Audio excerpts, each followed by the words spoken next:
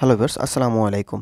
যদি আপনি আপনার ইউটিউব চ্যানেলে কোনো ম্যানেজার অ্যাড করতে চান অথবা কেউ ওনার আছে তাকে আপনি যদি ম্যানেজার করতে চান তাহলে আপনি কিভাবে করবেন সেটা আজ আমি ভিডিওতে দেখিয়ে দেব। সো ভিডিওটি স্কিপ না করে আপনারা সম্পূর্ণ ভিডিওটি দেখবেন।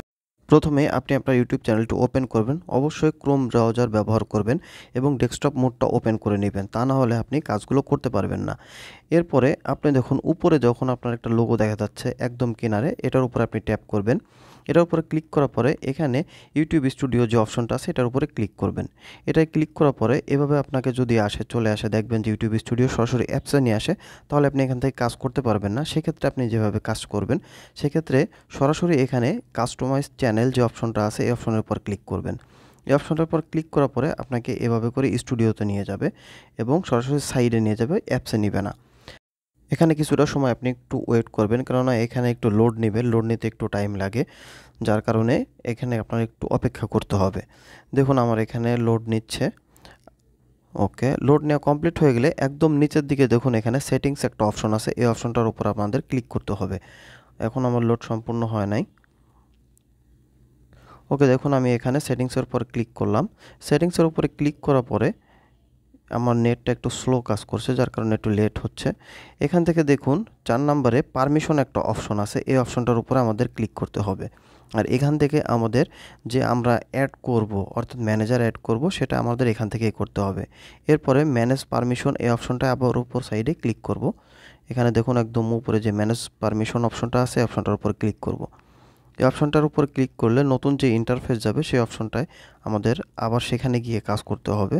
সো ওকে, আমরা এখন এখান থেকে ম্যানেজ পারমিশন এই অপশনটার উপরে ট্যাপ করে দিই। এই অপশনটার উপরে ট্যাপ করে দেওয়ার পরে দেখুন এখান থেকে আবার এখানে নীল আকারে ম্যানেজ পারমিশন আবার লেখাটা আসছে। এই লেখাটার উপর আমাদের আবার ক্লিক করতে হবে। যখন আমরা এই লেখাটার উপর ক্লিক করব, হয়তো এখানে কিছু পারমিশন চাইতে পারে, যার যেভাবে ফোনে করার পরে যেভাবে পারমিশন আসবে সেভাবে আপনারা পারমিশনটা দিয়ে দিবেন। আমি এখানে আমার ম্যানেজ পারমিশনের উপরে ক্লিক করলাম। ওকে, দেখুন এখানে আমার এখানে পারমিশন চাচ্ছে কনফার্ম হওয়ার জন্য যে এটা আমি কিনা। কনফার্ম ইটস রিয়েলি ইউ, এটার উপর আমি কন্টিনিউ করে দিলাম। ওকে, এখন আমার এখানে ফিঙ্গারপ্রিন্টের মাধ্যমে আমি এটা শিওর হয়ে নিলাম যে এটা আমি। এরপরে ম্যানেজ পারমিশনে আবার আপনার ক্লিক করতে হবে। ম্যানেজ পারমিশনে আপনি আবার ক্লিক করার পরে এখানে আপনার নতুন একটা ইন্টারফেসে নিয়ে আসবে। দেখুন এখানে আমার ওনার দুজন আছে। এখন আমি নতুন একটা ম্যানেজার অ্যাড করব, যেহেতু আমার এখানে প্রাইমারি ওনার এবং ওনার দেয়া আছে। এখান থেকে আমি এখন ম্যানেজারের জন্য একটা, যাকে ম্যানেজার করব তার আমার এখানে জিমেল আইডিটা লাগবে। এখানে জিমেল অ্যাড্রেসটা আমি এখানে ক্লিক করে আমি কপি পেস্ট করে দিচ্ছি। এখানে আমার আগে থেকেই কপি করা ছিল, সেক্ষেত্রে আমি এখানে কপিটা পেস্ট করে দিই। ওকে, এখন এখানে রুলস আছে, দেখুন নিচের দিকে এখানে চুজ এ রুলস, আপনি এখানে তাকে কি করতে চাচ্ছেন সে ব্যাপারে এখানে আসছে।